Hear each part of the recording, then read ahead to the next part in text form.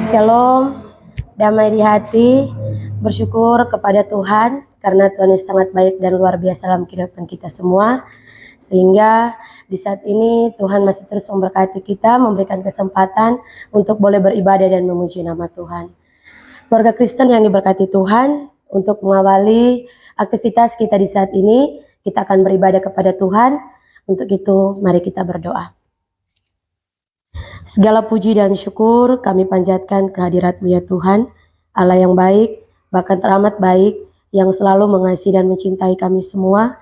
Kami bersyukur Tuhan atas segala penyertaan-Mu, perkenanan-Mu dalam kehidupan kami, sehingga Engkau masih memberikan kami kesehatan, kekuatan, terlebih memberikan kami kesempatan untuk boleh lagi kami belajar bersama tentang kebenaran firman-Mu. Tuhan Yesus yang baik, di saat ini kami akan membuka serta merenungkan sebagian dari sabda firman-Mu. Biarlah Tuhan, Engkau memberkati kami dengan hikmat-Mu, agar supaya apa yang boleh kami baca, kami renungkan bersama, itu boleh dimengerti, itu boleh dipahami, dan boleh kami lakukan dalam kehidupan kami hari lepas hari. Dan jauh daripada itu Tuhan, ampunilah salah dan dosa yang sering dan selalu kami lakukan melawan kehendak-Mu. Di dalam nama Tuhan Yesus Kristus, kami mau sambut firman-Mu. Amin. Keluarga Kristen yang diberkati Tuhan, marilah kita akan membaca Alkitab dalam 1 Korintus 3 ayat 22-23. Firman Tuhan, baik Paulus, Apolos maupun Kefas, baik dunia, hidup maupun mati, baik waktu sekarang maupun waktu yang akan datang, semuanya kamu punya. Tetapi kamu adalah milik Kristus dan Kristus adalah milik Allah. Nah, keluarga Kristen yang diberkati Tuhan, kita akan merenungkan firman Tuhan. Saya ambil dari renungan harian keluarga dalam 1 Korintus 3 ayat 22-23 dengan judul Umat Tuhan memiliki janjinya. Keluarga Kristen yang dikasihi dan diberkati Tuhan Yesus, kefanatikan terhadap orang-orang yang pernah memberitakan Injil di Korintus telah berdampak buruk.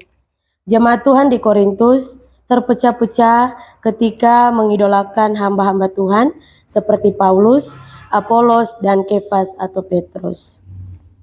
Dalam situasi ini, Paulus memberikan pemahaman bahwa semua adalah milik Yesus Kristus, termasuk umat Tuhan adalah milik Yesus Kristus. Pelayanan adalah milik Yesus Kristus, sehingga segala aspek yang ditimbulkan oleh pelayanan itu semua milik Kristus. Kita memiliki kedudukan yang sama di hadapan Tuhan, apakah yang menanam atau menyiram, yang paling utama dan penting adalah Yesus Kristus yang menumbuhkan.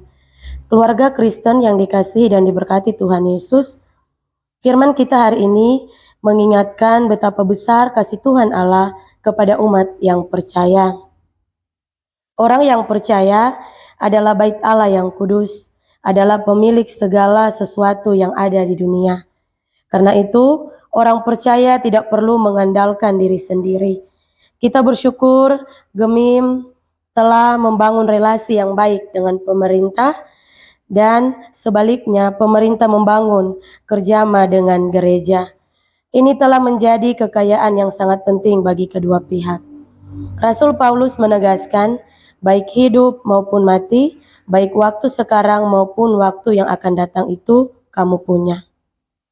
Ini menggambarkan keagungan yang dimiliki oleh orang percaya. Karena itu, kita dituntut hanya bergantung sepenuhnya kepada Tuhan Allah di dalam Yesus Kristus dan meyakini firman-Nya dalam kehidupan kita sebagai suluh dan pelita jalan hidup. Status kita sebagai pemilik masa sekarang dan masa yang akan datang karena kita milik Yesus Kristus yang adalah Alfa dan Omega. Keluarga Kristen yang diberkati Tuhan, orang lain terus berpacu dan tidak jarang memanfaatkan orang lain untuk mencapai tujuannya. Janganlah kita terjerat oleh kepicikan orang lain yang hanya menyenangkan kita dengan rayuan dan janji yang manis yang tidak kunjung datang. Kita kecewa dan sedih dengan janji palsu. Kasih Yesus Kristus dan janjinya kepada kita tidak hanya memenuhi perkara-perkara jasmani, tetapi memberi jaminan janji kehidupan yang pasti di masa depan.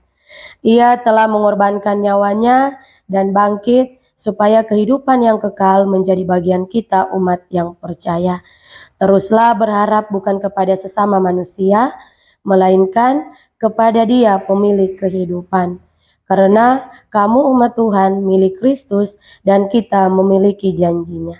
Amin. Mari kita berdoa. Ya Tuhan Yesus Kristus, Alfa dan Omega, tolonglah kami untuk tidak mengandalkan manusia, tetapi mampukan supaya hanya mengandalkan-Mu menghadapi dan melewati tantangan hidup. Amin. Shalom, damai di hati.